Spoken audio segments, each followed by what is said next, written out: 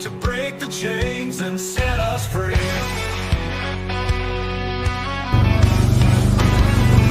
Riders on the prairie, wild and free, bows and arrows, Colt 45's decree. No more tyranny, no more lies, under open skies we rise.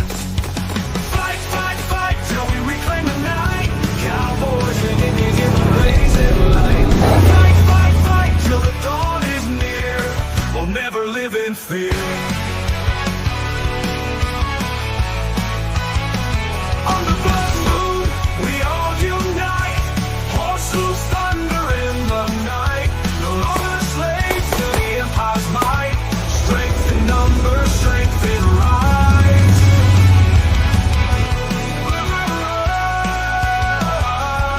On the blood moon, we unite. Horses thunder in the night.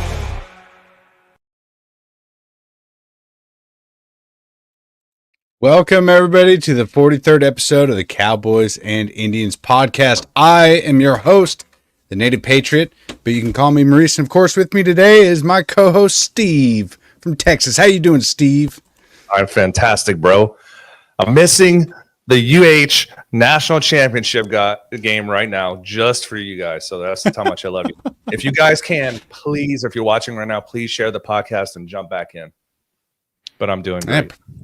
That's good to hear, man. I'm sorry you're missing your fun basketball game. I don't know much. I don't follow basketball, so I had no idea it was happening or going on or anything like that. So sorry. It's all good. Yeah, man. The last game, 12-10 Houston. Oh, they're posting scores already. I know they are. Of course. They love me. They all love me. But anyways, yeah, man. It was crazy this last game. They were down by 6 with like 30 seconds to go, and they came back and won. Insane. Cool. Like, that never really happens. I know you don't know much about the sports ball. Is that good?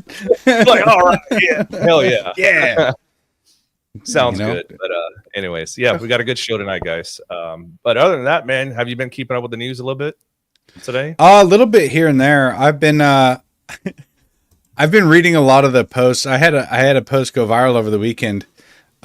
Accidentally, and it was kind of just a commentary on society in general, and it was a video of an overweight guy who was like using this lever or this like makeshift forklift, the hand crank forklift to actually like toss some garbage in a container, and I just said, like, weak men make hard times, and man, that upset a lot of people. Apparently. Yeah, like, dude, I had this guy, I don't even remember his name, but he's got like 1.3 million followers. He's got, a ton of followers. But he like pulled up pictures of my wedding and was like criticizing what I was wearing and shit. Oh my God. And of course, like most of the controversy, like they'll criticize me for saying that guy's weak, or I mean, I wasn't even saying that guy in particular was weak. I was just criticizing, like, we've become soft as a society, basically, because he's probably the kind of person, assuming that he's probably the kind of person that would wear a mask and be that, he make sure he's double vaxxed and triple boosted. Yeah, I mean. Dude, I threw like hot water heaters inside of a dumpster. Like, I don't need a hand crank shit. I just throw it, Yeah, it's very, and then people were like surprised that I was saying that he was obese. Like that was also a big it got like 200,000 views basically on that one thing saying that he's obese. And I'm like, no, he definitely is. Like, how is this even a controversy? Like, at all? Weak men create hard times. Yeah. But man, there's so many people, like, immediately they're just like, you're a fag, you're gay, this and that, and they're criticizing what I wear, and I'm like, dude, like, you guys, I actually had some messages from some of my followers who are like, how do you deal with all these negative comments? And I'm like, words only have power when they are tied to the truth. So if I'm getting dunked on and ratioed by a guy with like 1.3 million followers, but none of what he says has any relationship to the truth, Correct. like why would that matter to me? It just doesn't. Yeah, they were hating on my jorts, man. They don't. Oh man, what kind of man hates on another man's jorts? Well, okay. So the guy was criticizing like that I wore like a suit jacket and jeans for my wedding, and so I posted that picture of me in like jorts with the American flag like boxer briefs underneath. Right. And I was like, dude, you could try to make fun, like whatever credentialism or all this bullshit that you are trying to get me on. Like, I don't value your opinion. Yeah, nice try. It's like, and he's like, but you obviously do care because, I mean, I don't remember what he had written. Yeah, he said posted. Huh? Is that the one you quote posted? Said if you did a little bit of research or whatever. Oh yeah, and then no, that was the right wing Cope guy. Oh, so he's only got like 500,000 followers, but I've never interacted with him, and somehow he stumbled upon my profile and was like, "Yeah, dude, like we're both on X, and it's not like you actually do any kind of physical labor." And I was like, "Bro, come on, man!" Like, you should have just commented, "Does banging your mom count?" Oh my god! Yeah, these people they're insufferable. They're like their whole identity on X is to be like just a troll and just stuff like that.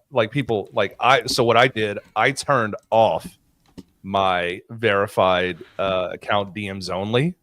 So now I'm getting some good stuff coming in. I'm gonna start putting people. On. It's fun. I laugh at that stuff, dude. Honestly, it makes me laugh.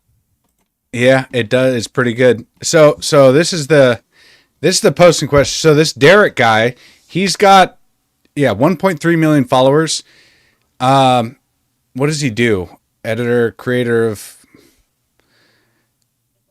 So he's a menswear writer. Okay, so he's a little justified, and if he critiques people's style, I mean, I guess like that's perfectly fine. But he pulled up this, and he's like, you can't tell me you don't care about matching when you gave yourself a makeover.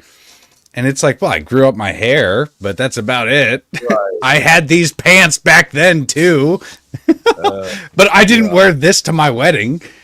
So you should have. I don't think my wife would have liked that. I know, right? But man, yeah, this was just so funny. But he's like, your look is obviously very curated and performative. Each piece orchestrated to send a specific message.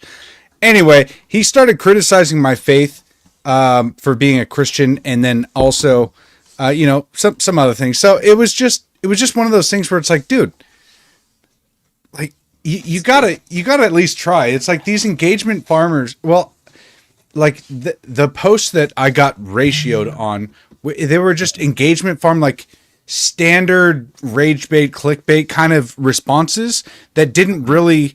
It's like they don't have any. So I'm not actually getting dunked on because you guys are just saying words. And because he's got 1.1 million more followers than me, he got a couple more likes. Congrats. Well, of course, yeah. I mean, that's going to happen, but I mean, unless it's just a really shitty comment. But anyways, I don't let those people affect me, dude. All it did was probably boosted your account, and that's all that matters. Whatever. Haters were hate. Yeah. Whatever. Yeah, I got like 13 million views on that post now. Nice. Because like all. And, there's a bunch of people like wishing death on me, and they're like, I mean, so many people are trying to like just go after my own masculinity because they think like that's gonna be the thing. I got called an incel like hundreds of times. Oh God. And I'm like, okay, all right. So they're just like regurgitating things that they've seen on the internet. They're like, this is an insult. It'll probably work. Okay. It's nice try. Those, like quick saved. Like traitor, Russian bot, incel. Oh, you're my favorite one is like when people say that like you can't be Native American and a patriot, or that's an oxymoron, and every time I have a viral post like this, There's so many people who just see my name, Native Patriot, and they're like, "Oh, you can't be Native American and a patriot." It's like what? Yeah. It's constant, and it actually fits in quite well with our guest today, which is so perfect. I'm glad, man. We have a way with that. Steering conversations is a really good segue. It's like we've done this other times before. A time or two. You guys, we are having on Kerry Byrnes today, who is a former writer for Fox. I'll bring him up on stage here. Oh, look at that. I did it. First try. We're trying a new layout here, you guys. So forgive me if we're a little messy, but how's it going, Kerry? Well, doing well. Great to be on with you guys and love what you guys do. And Maurice, you and I had talked before when I was at my past employer about, a lot of the Native American stuff I covered, mostly about the Redskins and the whole kind of, fraud behind all that movement and where it began, where it's going and all that. So I'm excited to be on with you guys. Awesome. Yeah. Why don't you go ahead and tell everybody, give them kind of a background of I guess your story here, because you have quite an interesting story, but your advocacy nowadays is what I'm, what we're going to be discussing today, and we're already running a little bit behind, but just go ahead and give them the elevator pitch backstory of Kerry Byrnes. Well, real quick, I grew up in the most patriotic city in America. I was born in Quincy, Massachusetts, which is the home of John Hancock, John Adams, and Sam Adams. Uh-huh. My hometown started the American Revolution, right next to Boston. And so I grew up deeply embedded in that stuff. By the way, we not only started the American Revolution, a kid from Quincy dropped the atomic bomb on Nagasaki. So we ended World War II as well. We know how to start a fight. We know how to end a fight. And keep in mind, the American Revolution was the Massachusetts Revolution before it became the American Revolution. It was over.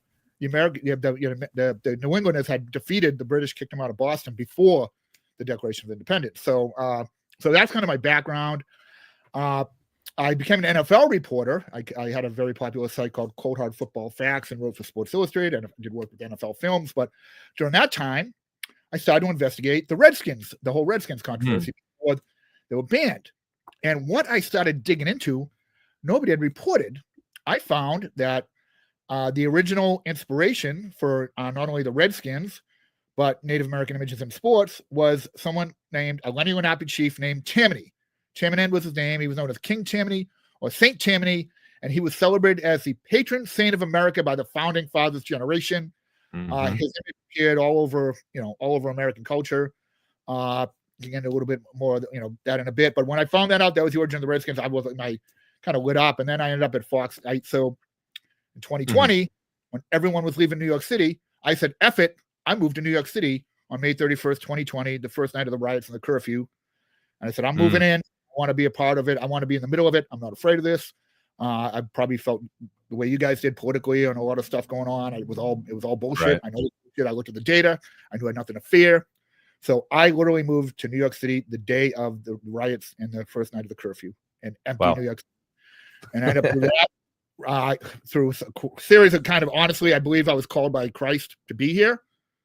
And a series of kind of miraculous things took place that led me to break an international viral story from under the nose of the New York City media, through which I got a job at the New York Post. After that, I ended up at Fox News, through which I dove more deeply into the whole Native American thing and John Two Guns White Calf, and found first report that George Soros, his money was behind the whole effort to get rid of the Redskins and all these other Native American images. Yeah.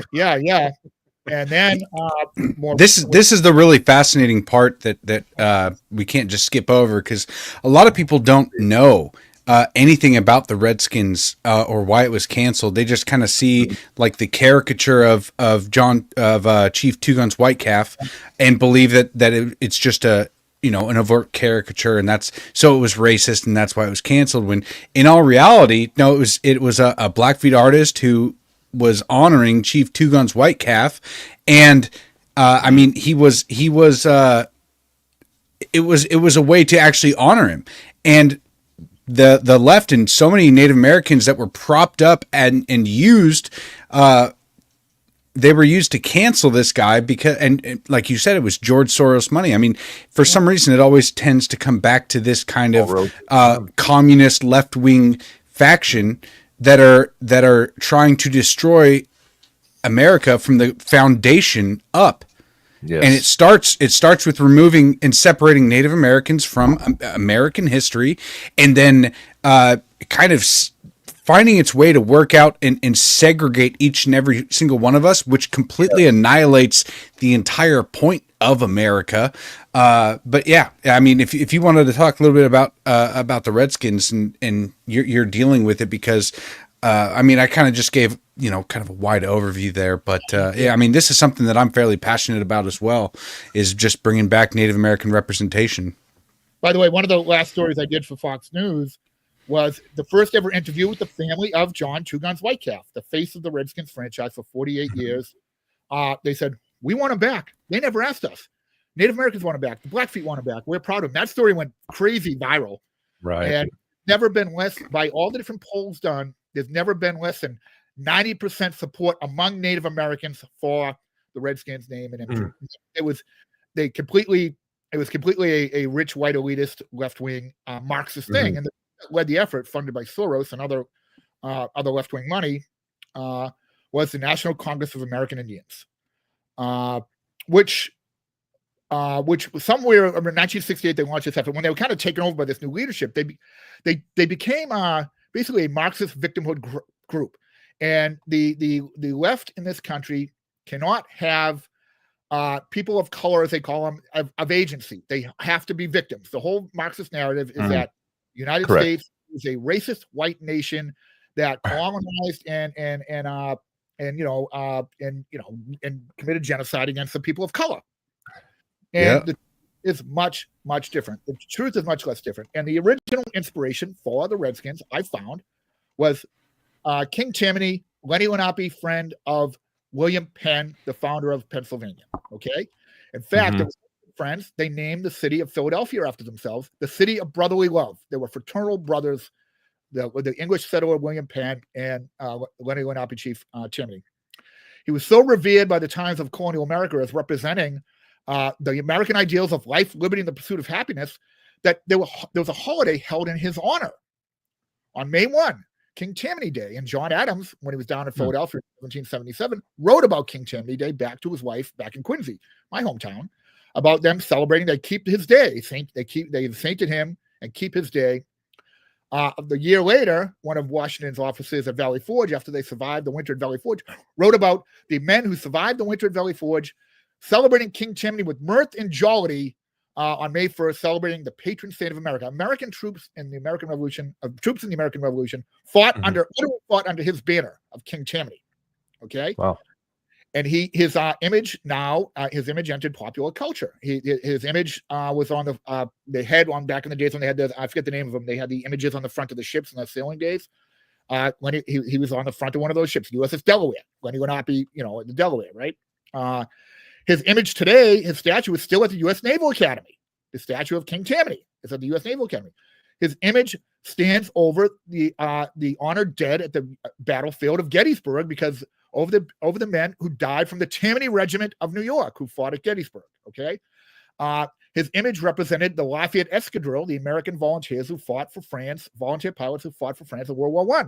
In fact, I was there in Paris this past year, and his image is on this monumental memorial to the Lafayette Escadrille in Paris with the huge, colorful Tammany image on it. He's also still today. Isn't that racist, though? It is. Well, he's also still today. If that's the case, the 2nd American Infantry Division of the U.S. Army is racist, because that's still their image today. Yeah. Wow. He is so. Here's how he entered sports. And so he became the face of the Redskins. And I think I'm the only one in the world who knows this. I pieced it all together. So one of the things he spawned were these patriotic societies called the Tammany Societies. In 1790, they were chartered as a patriotic society honoring patriotism and Native American influence on American heritage. Tammany Society, 1790. You can look it up. One of them became Tammany Hall. We all heard of Tammany Hall of New York, the corrupt, Boss Tweed group, right? They were actually began as a Tammany Society, a patriotic society. And in 1912, a man named James Gaffney, an executive from Tammany Hall, New York, bought the National League baseball team in Boston, the Boston Rustlers. Okay? And he renamed them in honor of King Tammany, the Boston Braves. And he gave them I remember that image. The same one you see, you see in the 2nd Infantry Division today. The same one you see at Gettysburg. The same one you see at the Naval Academy. Okay? That's 1912. The Boston Braves are born. And 20 years later, the NFL comes to Boston. George Preston Marshall, who was vilified as, as a racist, the owner of the Redskins, brings National Football League to Boston. And in the tradition of the era, he plays at the home field of the local baseball team and takes their name and image. The Boston Braves. The Washington Redskins begin as the Boston Braves playing at Braves Field in Boston in 1932. With the same Tammany image. Okay, the year later, they move across town to Fenway Park, home of the American League rival Boston Red Sox. He changes the name from what? Red Sox, Braves, Red Sox, Redskins. The name of the Redskins is actually an alliteration of the Red Sox. Okay. Wow. Racist. It was the Redskins were named after the Boston Red Sox, and all my moonbat, we call them moonbats from Boston. Friends, the far left people would freak out when they hear that but that's the truth. The Redskins were named after the. But the Redskin warrior tradition was actually a warrior tradition, and I've talked to Andre Belledoux a lot, who I think you guys know. And he wrote how the Redskins got their name. His book was banned by Amazon, and it comes from a warrior tradition of the Eastern warrior tribes. Okay, isn't that crazy? Like getting that book banned from Amazon. They have Mein Kampf on Amazon that you can just go out and buy, but you can't learn about the Redskins, because then you would understand that there's an actual history behind it, and their communist plan would start to crumble when you start to realize that there was a lot more integration and assimilation back in the day than just, labeling folks as Redskins as a slur, right? There was not only integration, there was respect and reverence for it. American history is that's important. The victimhood culture. Hey, when they settled when John Rolfe came here, what's the first thing he did? He banged Pocahontas. I mean, you had Indians natives get together right away, right? I mean, that's what they did. There was more integration and assimilation. Than we're giving. It was not just a colonizer victim relationship. Not at all. And yeah, but they took out Kocoum though. They took out what? Kocoum. The whole history has been simplified, and it's been purposely simplified. And we can get into how that was done. But in sports, so the Boston Redskins moved to Washington, D.C. in 1937. And that's really how it began. And then in 1972, they redid the whole image with John Two Guns Whitecalf becoming the image. By the way, created by Blackfeet leader Blackie Wetzel, right? And that's really how racist it was. And this whole story about that being racist is all manufactured. And by the way, one of the popular names was Redmen, right? All these teams were the Redmen, right? And they had to get rid of those. So the Redmen were actually how that came about. It became very popular in World War II because it's patriotic. Why was it patriotic? Because the Sons of Liberty. Remember the Boston Tea Party where the Sons of Liberty had the native headdress on? The Sons of Liberty in 1811 changed their name to the Order of the Red Men. It was and still a patriotic society. That's what it was. Oh, that's awesome. That's so freaking cool. We lost his camera. I wonder if that's where Red Man Chew comes from. They changed it to American Chew now. It's not really? Red Man Chew anymore. Yeah. Wow. See, they got rid of Red Man Chew. It is now American Chew. Is that like Fu Manchu? Wow. I'm not even a dad. That's a bad dad joke. This is far more, it's far more interesting. The history is far, and I'm working on. If people come to my Substack, Doug Adams, that's my new. It's kind of the gangster version of John Adams, because the founding fathers were gangster, man. They were gangster, and it's about recreating all this stuff in American history that's been lost. Talk about the founding fathers, old white men. John Adams was 40. John Hancock was 39. Thomas Jefferson was 33. The father of his country, George Washington, in 1776, was 44 years old. Alexander Hamilton was 19. Marquis de Lafayette was 18. These are brazen young men in the prime of their manhood. That's who founded this country. That's another myth. So that's what we work on. And the Native Americans were essential to the founding of this country at every level.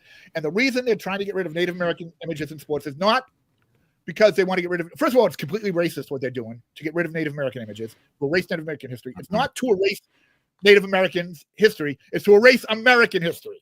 That's what it's all about. Completely anti-American Marxist hatred. And then, it's a way. Go ahead. They're projecting it because they're saying like what the images are racist, but in fact, what they're doing is they're wiping out the history of the Black people, Native Americans, and all this stuff, and they're taking people off of labels and butter and all this other shit. And what they're doing, they're the ones that are the racist. They're the ones that are eliminating all this history. You're erasing. How do you say you're not like? I want to get rid of all Native American images. How do you portray that as not being racist? Like, here's the problem: the media has taken the bait. The media, the mainstream media, has held water for these guys. Two Guns White Calf. The story. Here's how I know it's all. Here's how I know it's all cancel culture conspiracy. It's not even conspiracy. It's happening.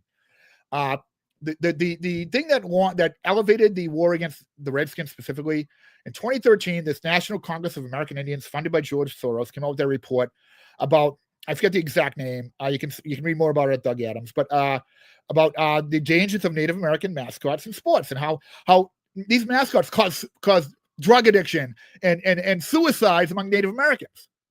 It was all BS.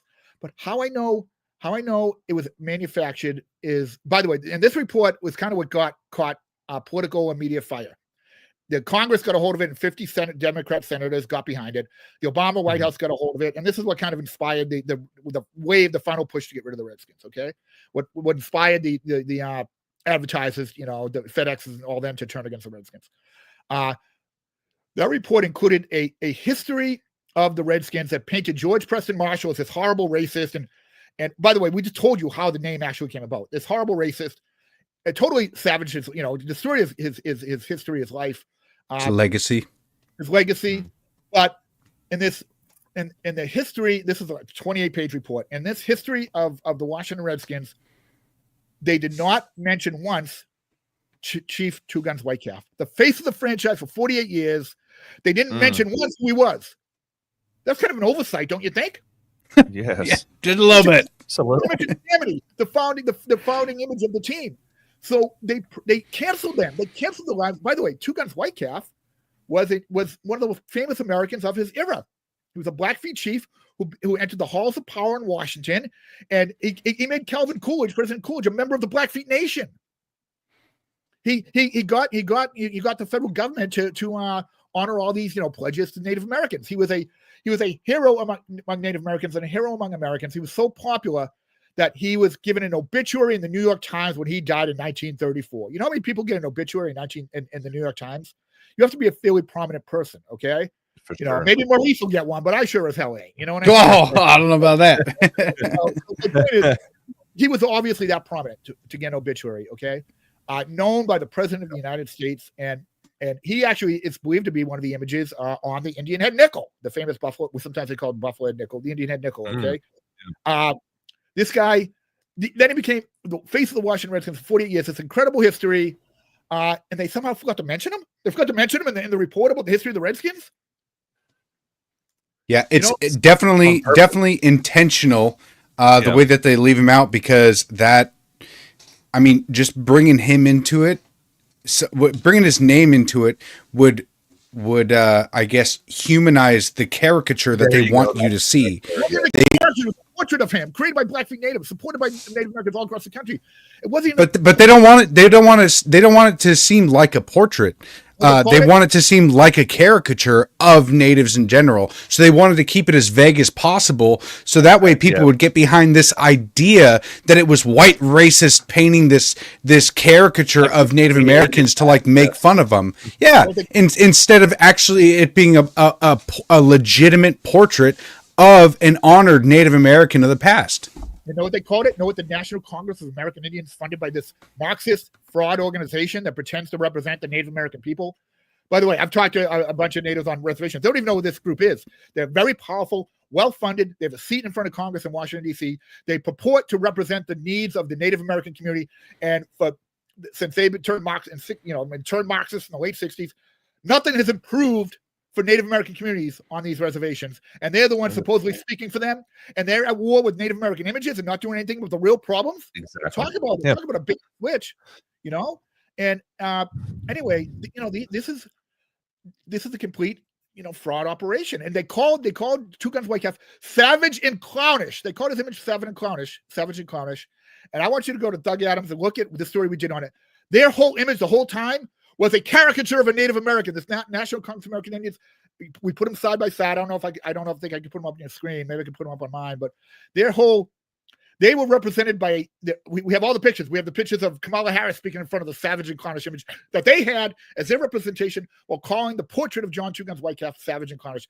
Complete fraud organization from top to bottom, and that's who is at war with Native American history and culture, and at war with the United States of America. It's crazy because you see that going on with this group, and then also BLM kind of recently, how they were able to raise all this money and create this division between white and black people. What have they done for the inner cities, the black communities? They have done nothing to do that. It's just Marxist ideology. Oh, go ahead. This would be a good time to bring up this comment here, because Anthony Hagler here, he says, "Man, please, conservatives are trying to ban Black American history." Now, I think you're a little misguided on the intentions, because what we're trying to do is reveal history that they're actively trying to erase, not trying to stifle a lot of the the what is it, the 1614 project? I can't remember what it was entirely. Yeah, but a lot of that. Yeah, 1619. Yeah, a lot of that is based in falsehoods and assumptions, and basically a rewriting of history as opposed to exposing true history. This is part of the agenda. These actually go hand in hand with the way that they're trying to divide the races and say that Black Americans definitely had a significant part in building America, that's for sure. But it's not the exact same thing as what they're trying to do in erasing established history and trying to hide information. It's not the same thing, but it is part of the same overall agenda. So I guess I'll just leave it at that, because Anthony, you can go ahead and DM me. I don't know if you're watching on Steve's or mine, but I'd be interested in talking to you about it for sure, and moving this forward. But yeah, just go ahead and send me a DM, and we could set it up. But yeah, this podcast isn't going to be about the 1619 project today, but that would be fun to discuss for sure. Well, I mean, we're just seeing a whole bunch of revisionist history that's going on right now, and there are a lot of people that are buying into this. So it really is up to us to inform as many people as possible. There are special interest groups that are doing this purposefully, and what they're trying to do is they're trying to create that narrative that we are more divided than we're united, which is false. Because I don't walk out in the street and I don't, I'll see a black person or a Hispanic person. I don't think anything about it, so it's just kind of crazy. I mean, if other races do that towards white people, I mean, they need to learn actual history is, and we are more united than divided. By the way, so one of the ways cancel culture works, I've found, it's not by changing history, it's by forgetting history. They just drop something and all of a sudden it disappears. Let me cite a very prominent example we wrote about at Doug Adams on Substack this week. April 4th, a couple of days ago, was the anniversary of the assassination of Martin Luther King Jr. We all know he was one of the most famous Americans of all time, right? A fire and brimstone Baptist minister, Christian conservative is what he was. And he was executed. He was murdered, right? We all know that. Mm-hmm. You know what we don't know? His brother, who took over the ministry, died a year later. And his family believes he was murdered. You know what we also don't know? Mm-hmm. His mother was murdered too. His mother, so the home of the civil rights movement was Ebenezer Baptist Church, where Martin Luther King was the minister. Mm-hmm. And his little brother, when he died, took over the ministry. Little brother dies a couple years later. That church, Ebenezer Baptist, birthplace of the civil rights movement, was founded by his grandfather on his mother's side, Martin Luther King's grandfather, the Williams family. So Reverend Williams helps build it. His daughter is Alberta Williams, who marries Martin Luther King Sr., okay? Alberta Williams King and Martin Luther King Sr. marched for civil rights in Atlanta in the 1930s. We have pictures of it. Okay, talk about standing up for your rights. So, she was a music director, and now she has two sons, Martin Luther King Jr. and A.D. King, Reverend A.D. King. Okay, her oldest son, we all know, died tragically. Her only two sons, another one dies tragically. The family believes he was murdered. Found dead in his pool. There was no water in his lungs. A.D. King's daughter told me, Elvita King, still a Christian conservative today. So the mother grew up. The mother grew up in that church. He drowned in his own pool, right? Own pool. The mother was shot dead at the organ at Ebenezer Baptist Church in front of the entire congregation on June 30th, 1974. That's now in national service, and nobody knows. How do you not know? How do you not know? One of the most scandalous, sensational moments in American history, and nobody knows. And another, how I also know it's a conspiracy, just like how John Two Guns Whitecalf and Tammany are not in the history of the Washington Redskins. Okay, just like they're not in that history. If you go to the National Park Service website for the Martin Luther King Jr. National Historical Park, okay, a National Historic Park funded by our tax dollars, okay. If you go to the history of the Ebenezer Baptist Church, part of the park, the birthplace of the Civil Rights Movement, where Martin Luther King Sr., Martin Luther King Jr., A.D. King, Reverend A.D. King were all the ministers, and where Alberta Williams King grew up, where she played the music for 40 years. If you go there and read about her family's church, they don't mention her name once, or that they don't even mention that she was killed. They don't even mention her name. How do you leave that out? How do you leave out the death of the mother of the Civil Rights Movement? Yeah. The history of the Ebenezer Baptist Church. And you know who knows she was killed? Nobody. Nobody.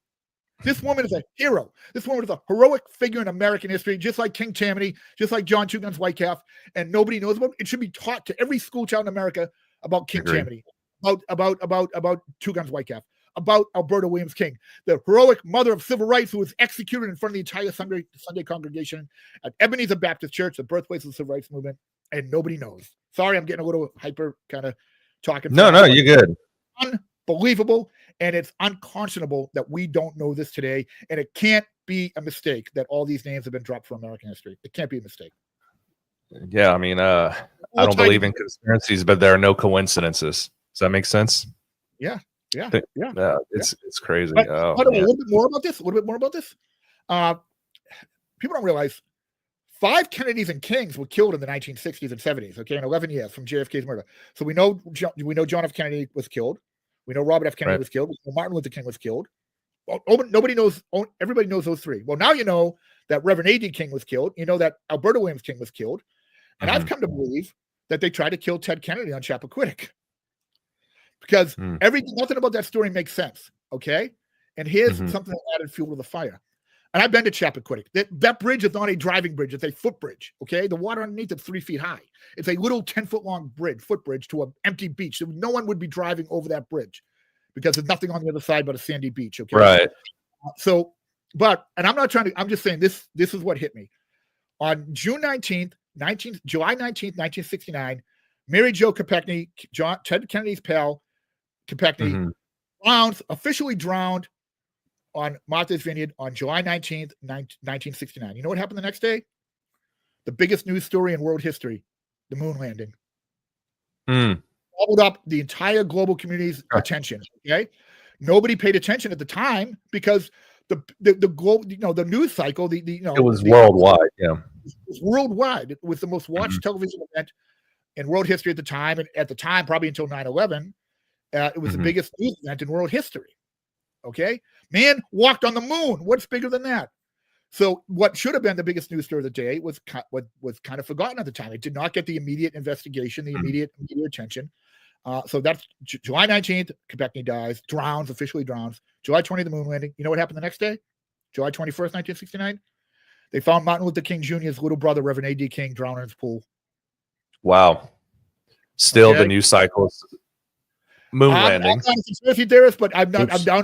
But what are the odds? What are the odds?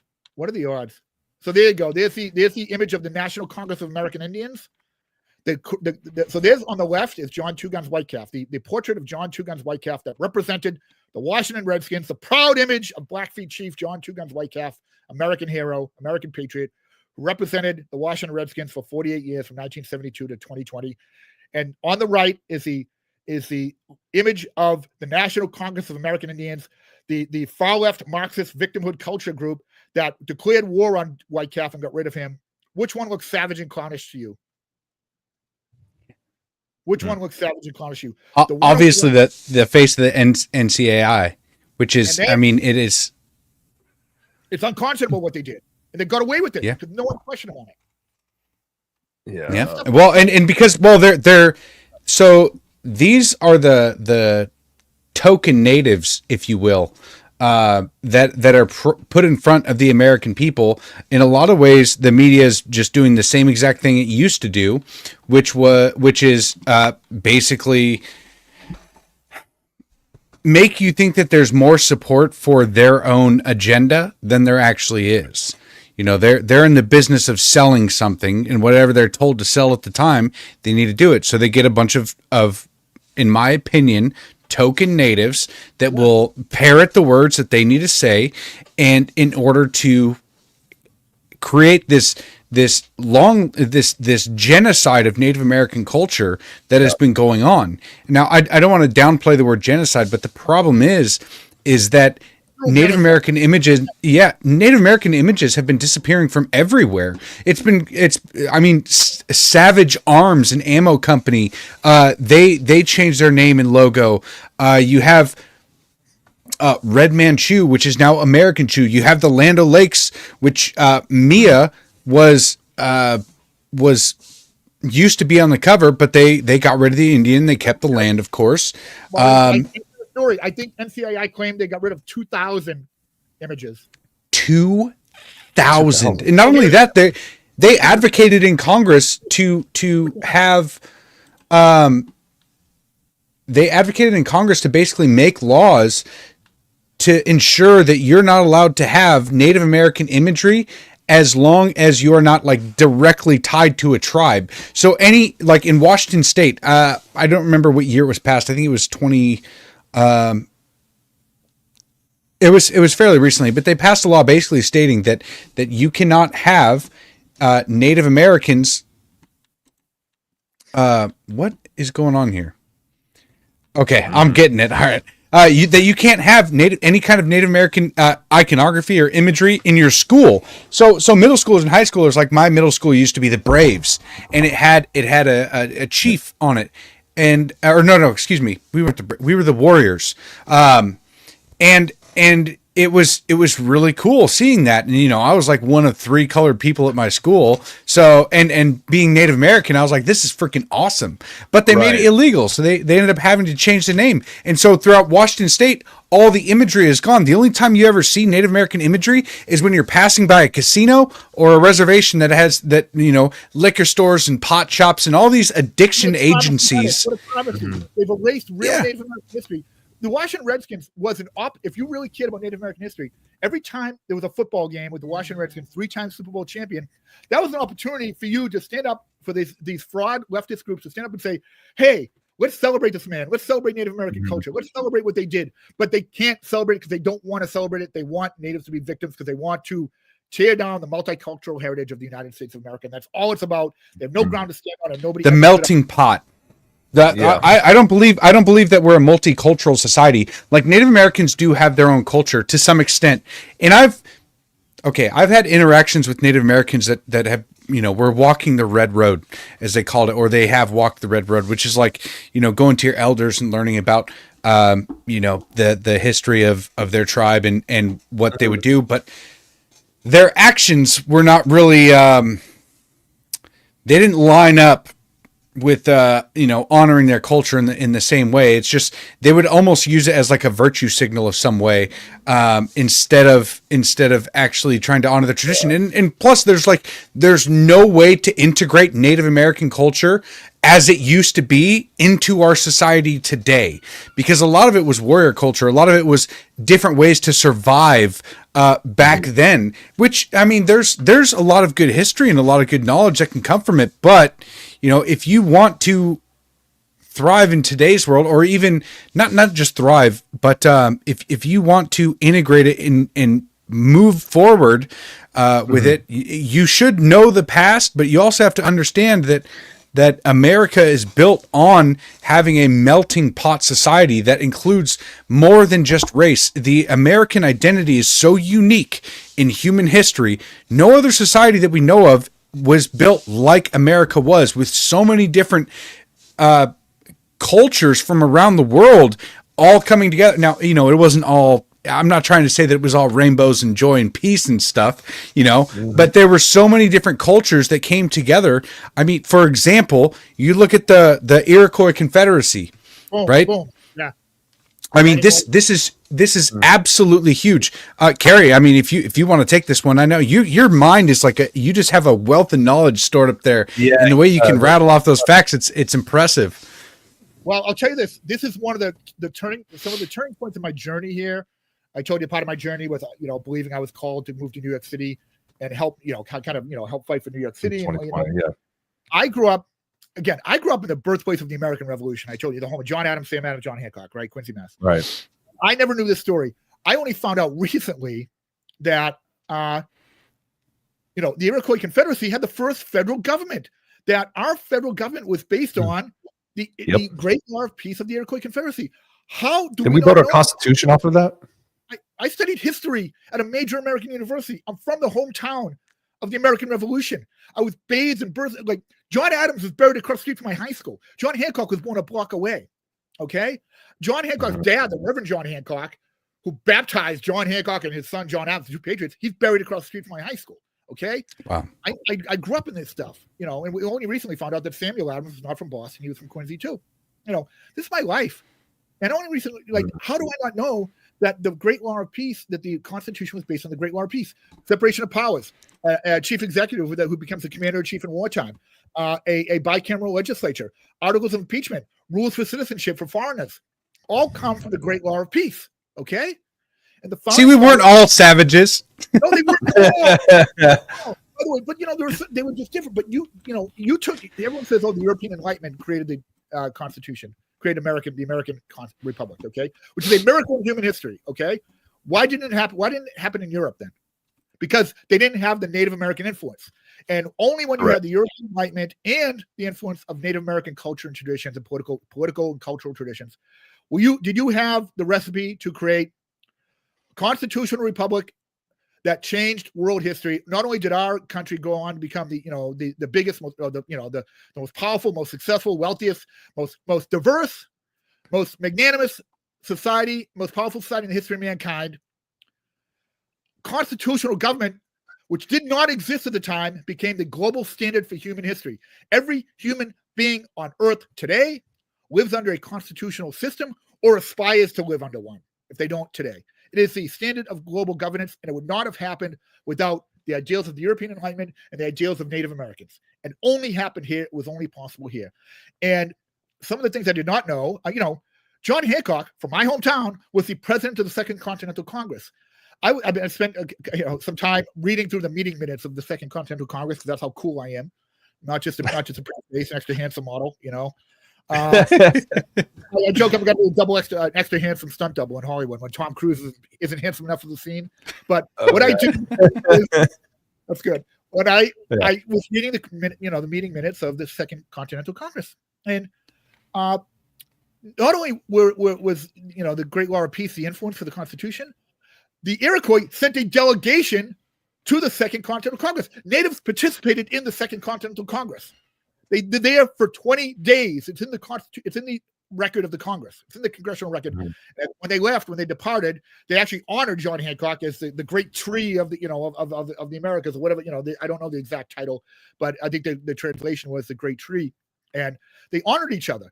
The Iroquois Confederacy, the first federal government, they participated in the Second Continental Congress, which declared independence from England. And by the way, the day they left, June 11th, 1776, was the day the Congress appointed the committee led by Thomas Jefferson to declare the Declaration of Independence. Is that a coincidence? No. Wow. How is that not elemental to our teaching in elementary school? I don't mean to be, say the same word twice, but how is that not essential to elementary school history that Native Americans were part of the Second Continental Congress? Okay. Because they have this agenda to specifically say, and I got this today, by the way, because I had a post that I was talking about it a little bit earlier about that post that went viral, and so many people come out and say that your people were slaughtered by the white man, and you're supporting them. You're supporting the colonizers. The same shit that every time I have a post that goes viral, I always get this from uneducated racists who just believe that I, as Native, they don't even like bother to look at my profile and see half white, half Native. So right there, it cancels out the entire argument itself, which is just like, well, if my ancestors conquered my other ancestors, who am I supposed to hate more? Exactly. Should I hate half of my ancestry and my other half be happy about it? No. The thing is that like they're intentionally trying to make this narrative that the white people are evil, and this is why there's been an anti-white sentiment for a long time, because the majority of this country is white, but we are a melting pot society, and it took all of us in order to make this country what it is.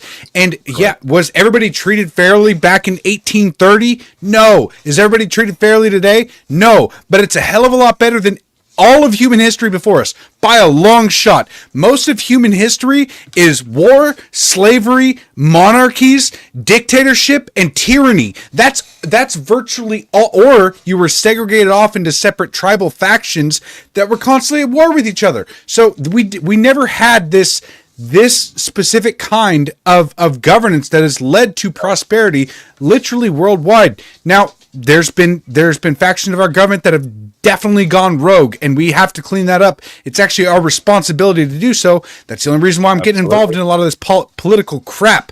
But in order to make that happen, in order to restore our government to what it should be, we have to first understand what it was and what it took to get there. So if we continue down this road of segregation and separating ourselves from our roots, whether you be black, white, redskin, whatever you are, your ancestors played a vital role in the history of America. And if you don't understand that, then once our government goes through this kind of reset thing that they're going through right now, where we're trying to pull everything back, if we don't understand where we came from, then we don't know where we're going to go. But one thing, and there's this image, listen, I've never done the DNA of this. I was taught as a kid that my grandmother was part Micmac Indian. I don't know if that's true. I was raised Boston Irish. I never checked the box. I wasn't raised in a Native American culture, but I took, I probably am. How many tens of millions of Americans actually have Native DNA in them? We know there's a lot more, integration than we realized. But they certainly got the short end of the stick, right? I mean, but someone in your history got the short end of the stick, and someone was on the giving out the beating somewhere along the way too, right? I mean, everybody, far more complex. And couple stories real quick. I was writing a story about something in Oklahoma. I'm interviewing the state historian for Oklahoma, and by the way, natives, there was the noble savage image, right, which they tried to play up. Mm-hmm. Natives had all the flaws of Europeans too, right? We all had the same flaws and same qualities of good and evil in all of us, right? We're all human. And he said to me, talking about the Trail of Tears and the natives, 6 tribes that went to Oklahoma, and he goes, you think the Trail of Tears was hard on the natives? You should have saw how hard it was on their slaves. They had black slaves watching the Trail of Tears. I mean, that's how complex it was. And I'm not trying to demean Native Americans. I'm just saying they had all the good and evil of, we got our government from Native Americans, but they had their flaws too. I mean, everyone's, African slaves came from other Africans, right? We all know that. By the way, I heard a stat. Like 98% of African slaves were not sent to the Americas. They were sent all over Asia and Europe, But how much? You say 98%? Yeah. There was whoa. Very small amount was sent here. By the way, Europe had slavery until 1945. Europe had slavery. When people say, "Oh, the rest of the world's still more," Europe, is so much more cultured and progressive. Europe had slavery until 1945. What do you think World War II was about? Japan and Asia had slave. Japan had slave labor. Germany had slave labor. There was something like 30 million slave laborers between Germany and Japan. We fought World War II over slavery.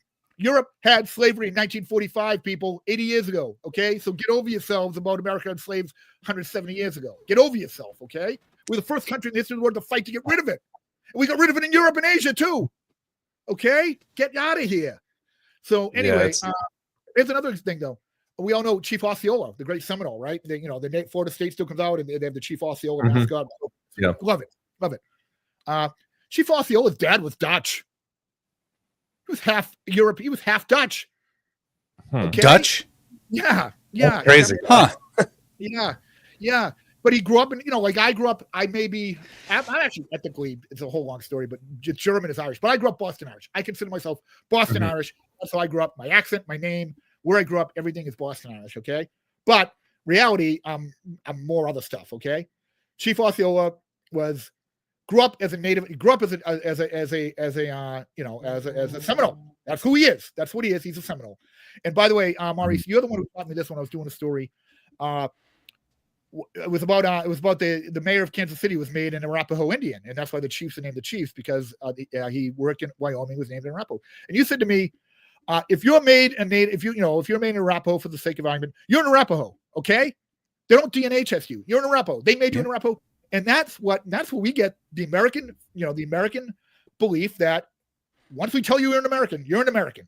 It doesn't matter your DNA. You get all the rights. That's another thing we get from Native culture, the belief that citizenship is based on your values and not your DNA. And we're the first country in the world to believe that. And where'd we get that from? From Native Americans, indigenous Native Americans. Yeah.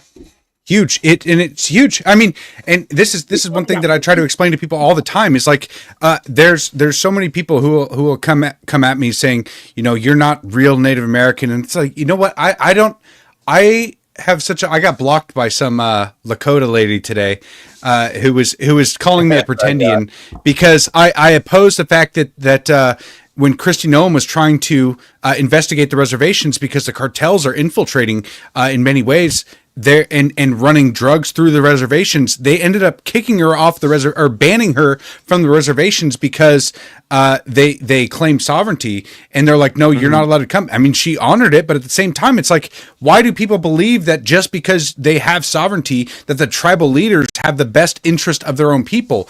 Based on what I've seen from my tribal leaders on the Swinomish reservation, they don't have the best interest of their people in mind. I've witnessed them enable drug use and alcoholism and the way that they trap people on the reservation believing that there's something special because they're kind of a victim society now and they have their own kind of niche, which and I don't believe that a small government of tribal leaders has the best interest for their own people, or at least if they do, I believe that it can be easily corrupted by people with bad intentions from token natives, right? From natives that are chosen to be up top. Steve, I know you got to get out of here. I just want to make one comment about reservations. Yeah. I think they were America's first attempt at a 15-minute city because you have everything you need inside of a reservation. You have your hospitals, you have your own police force, you have your own stores. Everybody is locked in on this reservation, and look what happens. Like with these inner cities, the rampant crime, sexual abuses, and all this other stuff. You see this all around the country where this is going on, but especially with like reservations, in my opinion. And I know me and Maurice talked about this before. What the per capita crime rate is significantly higher than the rest of the United States, correct? On a reservation? Depending on the reservation, but yeah, absolutely. I mean, the Swinomish we had to disband our police force because the police were so corrupt that they had gotten accused of there were like several rapes from the police, and they ended up having to disband the police force entirely, and then have just the state patrolmen come in and kind of check on everybody once in a while. But the way that they're set up is in a lot of ways, it's set up easier to be corrupted or at least taken over by people with bad intentions. If everybody had good intentions and wanted the best thing for their own people, then it would be a great system. It's kind of like communism where it's just like, we have all these great ideas, and if we only had a few people running shit with really great intentions, then it could all work out. But it never works that way because you get greedy people who want to run through this system just to gain power and then enrich themselves. So it falls through every single time. And I've had family members that have been hooked on drugs. I've said this so many times before, but I haven't spoken to my brother in a decade because he's been in and out of prison or in jail and doing the entire gangster culture thing, believing that that's like the reservation is his like hood, right? And right. It is just poison the minds of so many people, and they entrap Native Americans in these reservations. And I mean, I can't even tell you how many times today I got told to go back onto the reservation. Yeah, you drunk and you didn't get back on the reservation. I'm like, seriously? Like how do these people actually say this shit? But that's what they want for you. They want you to be stuck as a Native American. They freaking hate it that I support the ideals that America stands for, which is so unique in human history. It is the best country. We are the best country in the world, even though we have a lot of cleaning up to do. And who do they blame that on? Who do these cancel culture groups, these Marxist groups, this National Congress of American Indians, corrupt as can be? To what do they blame all these problems on Native reservations? Mascots. They blame it on two guns. Literally, they spend billions. One report said they spent billions of dollars on this problem of mascots. And has it helped anything? No, it's complete bullshit. Excuse my language. Complete bullshit. We know it's bullshit, and I have the proof it's bullshit. And we're definitely reporting at Doug Adams. A lot of it comes from Native American culture. There's so many ways they've done this, and it is a crime, not only against American history, it's a crime specifically against Native culture. And they want you to believe you have no agency. You can't think for yourself, Maurice. You can't, because you're a victim. You're a victim. Shut the F up. You're a victim. Yep. That's. I mean, I get told that all the time. Steve, thanks for coming in. We are going to continue this podcast a little bit. I do want to talk to Kerry a little bit longer, but Steve, thank you for coming on and co-hosting today. It's always good to chat with you, brother. You have yourself a good night. All right, peace, y'all. Go Cougs. Nice to chat. Take him out of here, and then I guess we'll just take up the whole screen here, which is fine. Man, it seems like there's so little time to run through this stuff because there is like I said, man, you got like just a wealth of knowledge up there that is, it's fascinating to hear you be able to recite all these things so quickly. But I guess we talked about the Iroquois Confederacy, which you guys, if you don't know about it, look that up. We discussed a little bit earlier. Adams on Substack, if you will. We get a lot of that. Yeah. Thug Adams on Substack. I'll actually see if I can pull it up here real quick. Gangster version of John Adams, who the founding fathers were gangster. They were badass, man. They were badass, and that's all part of the way. Oh, they were a bunch of old white men. They were gangster, man. They were badass mofos. To do what they did, to poke the most powerful man in the world in the chest, and not like certain Islamist revolutionaries today who can't even show their face, who attack women and children, who fly planes to civilian sites. Right? The founding fathers went to the most powerful man in the world. They poked him in the chest and said, "Bleep you, mofo." Said, "We don't like you. We're leaving." And then they took a list of grievances and shoved them up his fucking ass. Said, "Here's what this is what we're doing." And not only that, they signed their friggin' names. Said, "Here we are. Come and get us. Come and get us." Who else has ever had the balls to do that in human history? The most powerful man in the world. And not only that, they fucking won. Sorry, I'm getting all animated. They won. They were badass mofos, man. They were gangsters. So Doug Adams is kind of the real version of who they were. They were not old white men. I told you earlier, they were young. They were young men in the prime of their manhood, okay? And they were badass, man. This country was founded by a bunch of badass gangsters who stood up, the most powerful man in the world, and threw global monarchy under the bus, through the global history of global. I mean, it was hundreds of years that the Great Britain ruled over the world, the known world at the time. I mean, it was what, 500 and something years where they were in control and had the biggest, baddest military. Where when our founding fathers broke away, they just decided like, nope, we're gonna set up our own shit over here. And the lack of respect for what they did is so infuriating to me, because how are we ever going to inspire young men in this country to ever be great if they believe that some of the greatest men in human history were just like evil white men who hated black people, and so they were like wanting to enrich themselves? Like that's not that the entire communist narrative, which is there's no truth but power, right? So they apply their logic to the people like the founding fathers, and just like they try to look through it and paint the caricature of our founding fathers in that way, and they try to say they were just like, you know, the way that they're trying to paint Trump and Elon right now. They're like, they're just trying to enrich themselves, and you know, it's tiresome to hear. And you know, everybody on Twitter always, or X, always feels like I owe them an explanation every single time I bring this up. And I mean, really, maybe it would be do like a video documentary with you of some kind, and kind of be able to run through a lot of this stuff point by point by point. That might be fun to do. I would only say this: if the most heroic thing you ever did in your life was post a trendy hashtag on Twitter, you have no business talking about the founding fathers and what they did. If they wanted to enrich themselves, would they have taken on the most powerful man in the world and poked him in the chest and committed treason and dared him to hang them? And and no business winning that war? They knew they'd no business, but you know what? They had faith. They had faith in above. They had faith in Christ. They had faith in what they had faith in, you know, the future of mankind, and they risked everything. They had not much to gain and everything to lose, and a lot of them did lose everything. And when you see what the Patriots did in the cause of liberty, it's amazing. It's amazing what they did, and they never wavered.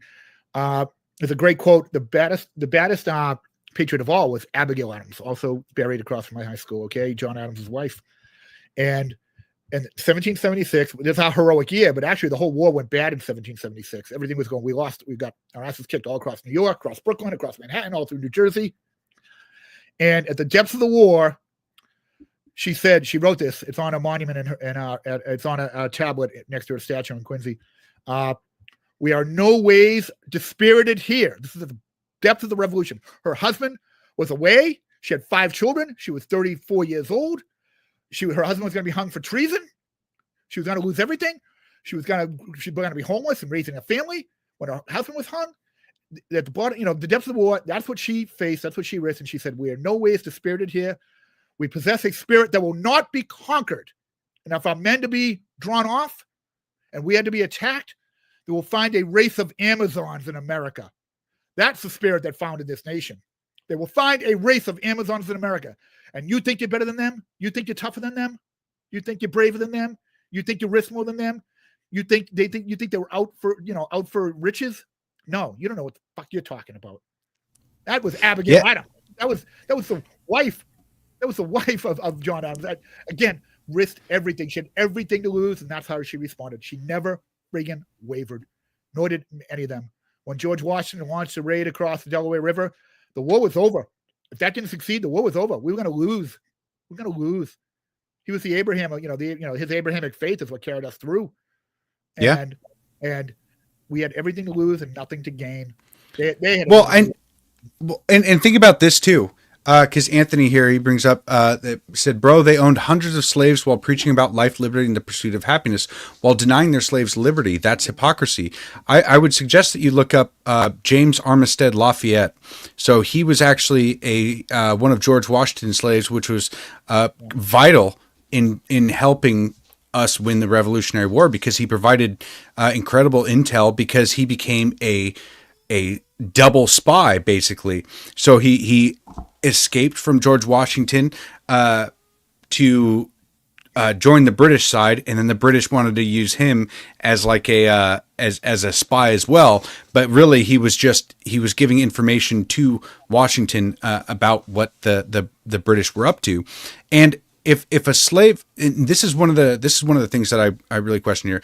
Now, these men, these great men that we are speaking of, who performed great actions, they took risks that nobody in human history took, or at least we don't know about it.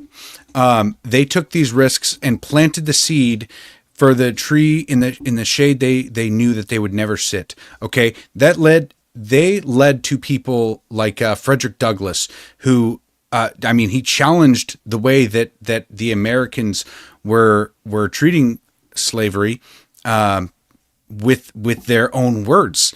And a lot of the founding fathers wrote about freeing the slaves, but they couldn't free the slaves and win the Revolutionary War at the same time. That wouldn't have been possible. They didn't have the support.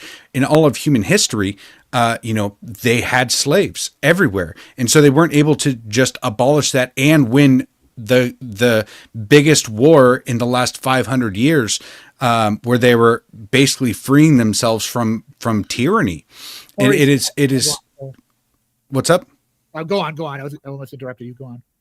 Yeah. Well, it's just kind of just saying that, yeah, they own slaves. It's like, okay, well, how many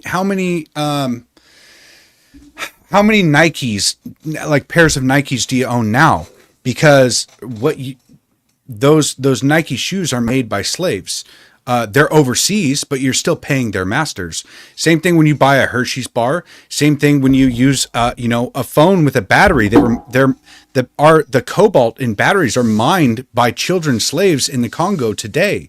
So before you criticize the founding fathers for not only establishing a country that led to the freeing of the slaves and treating all men and changing the mindset of all the people in the nation that all men are created equal. Before we go and do that, maybe we should kind of look inwardly. Yeah, we're talking about here in America. Yes, but you're sending. Let me address Anthony here. First of all, some of them owned slaves. Some did. No, not most of them did not. Okay. You know who else owned slaves? The British. You know who had an empire of slaves? The British. Okay. Who set in motion the mechanism to create a world to create societies where slavery did not exist? The founding fathers. Okay. And the ones who had slaves, they recognized the hypocrisy of it. They were born into it. They didn't create it. They were born into it, and they created a system to get rid of it. Don't you recognize that? A revolutionary worldwide. They had to break away from a monarchy that ruled the world. And they laid their lives on the line to set this system up that began that revolution to free the slaves around the world. Yeah, the slavery still exists around the world. But again, it existed in Europe until 1945. People said, "Oh, England got rid of slaves before America." Bullshit, they did. England still had empire around the world up to the end of World War II that had slaves. Okay, England. People said they got rid of slaves. They'd be slaves. We're the first country ever to do it. We fought for it. We paid a heavy price for it. And the founding fathers set that in motion. And they recognized there was hypocrisy to it, and they worked to make it better. But to say that the beef of these people, these leftists, is that the world wasn't all of a sudden perfect. Therefore, the founding fathers sucked. Well, you expect, Maurice, you just basically said that. Like, they didn't make the world perfect right away. No, of course they didn't. But they made the world better, more than this guy or anyone else in our lifetime has ever done. They made the world a better place in a dramatic, revolutionary way that's never been equaled before or since. And to not have just some decent respect for what they created, and let alone your own benefit of it as an American, to not appreciate that is honestly, you're a dimwit. You're not a smart person. You're a small-brained person. To not recognize or you've been programmed. Like, this is the thing that we're actually up against. We are up against we're up against this propaganda machine that has been in place for decades, working diligently to separate us from the founding. And that's why I started what I started, Doug Adams, to fight that. Yeah, and just to kind of put this out there, Anthony, I can tell you're not a leftist because you've actually been commenting. And generally speaking, if you were a leftist, then a lot of people would just say you're a racist and then leave, as opposed to wanting to actually talk about this stuff a little bit more.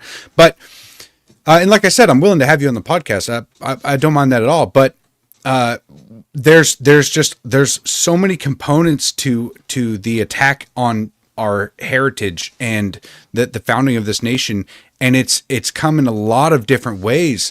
And I'll give you an example of the mindset that the founding fathers had that they had to overcome. Okay, because I think that the next revolutionary idea that is going to come out of our country is going to be banning abortion, and a lot of people believe that abortion is a woman's right. Okay, they believe that it's a clump of cells, or that they have no, that women have the ability to choose. Okay. But the revolutionary idea, because we were all born into this system where there's over 3,000 abortions a day for decades. Okay. Now, in the Declaration of Independence, where it says all men are created equal, and endowed with certain inalienable rights from our Creator, of that, among those rights is life, liberty, and the pursuit of happiness. Well, if we have a Creator, then it would have to be like, if you want to talk about logic and kind of keep religion out of it, but just the fundamental ideas of what the American ideals are founded on, which is that our rights come from our Creator, and logic would dictate that those rights begin when we are created. And so if we are to protect those rights, then we would have to protect the most innocent among us, which would be something like abortion.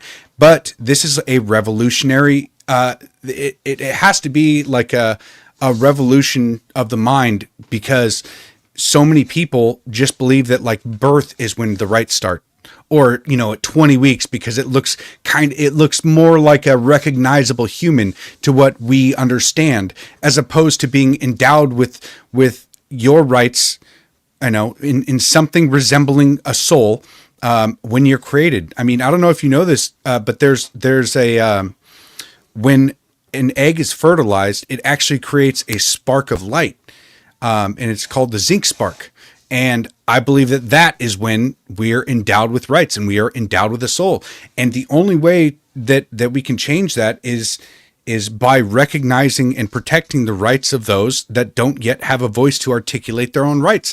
I mean, and that idea of having our entire country and setting up for the rest of the world to understand that they're humans as well is similar to what the founding fathers did in establishing a system to end slavery, right? Because everybody at that time was born into the idea that slaves were somewhat less human, right? Like they were property of some kind. They didn't all believe that explicitly, but they were born into that system, and it had been that way for a very, very long time. And so that's the what they were up against, while they were also trying to fight off the monarchy that had ruled the world for hundreds of years. So it's not like it was just something that could have been done overnight, where they change the entire concept of rights coming from God or from our Creator, and then having our own power, and we the people being the ones to discern, or to at least govern ourselves. All right, can I say something to that point? Then I get to hop off, if you don't mind. Yeah. Right here on the East Coast. There will come a time in a more enlightened society when people will look back on our era in history and judge us for what I believe is killing babies, will judge us the same way people today judge the founding fathers for owning slaves. Yeah. I believe that because what's more horrendous? I mean, they're both horrendous in my eyes. And by the way, the arguments used to protect the right to abort babies are pretty much the same arguments used to protect someone's right to own another human being. Slaves, yeah. They're almost identical arguments. They both believe that they're not real people, and that they have the right to, that the woman just has the right to decide whether or not they can get rid of the baby, which is, killing or ending the life. Like if you think about what abortion is the intentional ending of a human life in order to end the pregnancy. That's what abortion is. And now you want to get someone to blow up and just say, when you're judging the founding fathers for slavery, not all of them own slavery. If you're judging them for living in an era where slavery existed, you are going to be judged the same way for living in a society where abortion existed, and that's what's going to happen. So they're not much different, and it's when you judge different eras, but your era, you're kind of you're setting yourself up to be judged as well. So I got to jump off. You're the best. appreciate the opportunity to share this info, and I love what you guys do, and thank you for the opportunity. And I'm happy to be back anytime. So. Yeah, thanks for coming on, man. I could literally talk to you for hours. But yeah, man, this has been a fun conversation. You guys follow Kerry Byrnes over at Thug_Adams on X. Make sure to check out his Substack. He puts out a ton of really interesting articles. I mean, just think he can rattle off all these information points and talking points just off the top of his head. When he researches it and writes it down on paper, I mean, the Substacks that you put out are incredible, by the way. So you do a phenomenal job with that. But yeah, it's Thug Adams at Substack there. Yeah, it's thugadams.substack.com. Thug like gangster and Adams like John Adams. So appreciate your time. You're the best. Yeah. Thank you for joining, brother. God bless. Well, that was a lot of fun, guys. Sorry for my my makeshift background. That's not a real background. We'll just go ahead and zoom in and pretend it's not like that. Man, that was a lot of fun. I really enjoyed talking to him and Steve as well, of course. But yeah, he's got such an interesting story. And I mean, this is kind of the stuff that I am fairly passionate about, which is, saving Native American representation, and restoring what I believe we should have, the faith in the founding of America, and realize just how unique we actually are, especially for human history. But if we just throw it all away, and allow this, whatever movement you want to call it, communist, Marxist, deep state, military industrial complex, all of those have been working, the World Economic Forum. I mean, these people have been working desperately to take America down. And first they're trying to cut us off from our roots and from what our understanding of what the founding fathers had to do in order to separate this country from all of human history. So there's a lot of enemies that we're up against, and I'm kind of realizing that it's been that way for a long time. You kind of look back, you look back throughout history, and we were talking about Martin Luther King and how his mother and brother were assassinated as well, and the way that they used to cover those up, or I would say intentionally time the assassinations to be hidden in or buried with big news stories back then, is a little disheartening. The Mockingbird media, the real enemy of the people, are the ones who are regurgitating the rhetoric for a specific agenda to be accomplished, which is to destroy America. Because once America falls, then the rest of the world falls. And if we get too disassociated from our roots and we don't understand why we're so unique and what inspired the founding fathers, then we have no hope in the future. And I believe that we kind of have to reestablish this culture in America, that it's not blacks and whites and redskins and yellows, and it's not that. It's we have the ideals of America, that where we all share an overarching identity of American. Like, I'm Native American, with emphasis on American, right? Like I love Native American imagery and history and the representation that you see. I mean, you can see it all behind me, but yeah, if we don't, it does need to be Christian based. If we continue down the road we're on, and our culture continues to be obsessed with I guess the temptations of modern day, self-indulgence, abortions, not getting married, then we'll be going into dark times, basically. So for our kids and the future, if you look 7 generations into the future, what are you doing to affect them?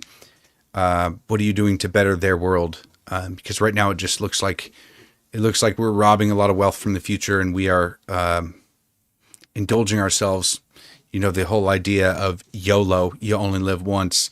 But even though your actions now are going to affect 7 generations into the future, and hopefully it's a good or a positive influence 7 generations as opposed to, cutting off your bloodline now and not being there at all to affect, what's going on. Because the blood that runs in my veins was the same.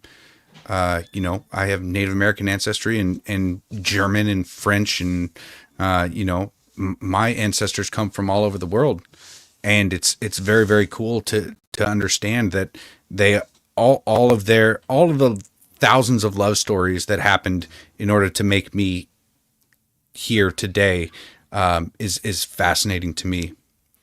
And well, thank you guys for watching the show today. That just felt like it burned through really, really quick.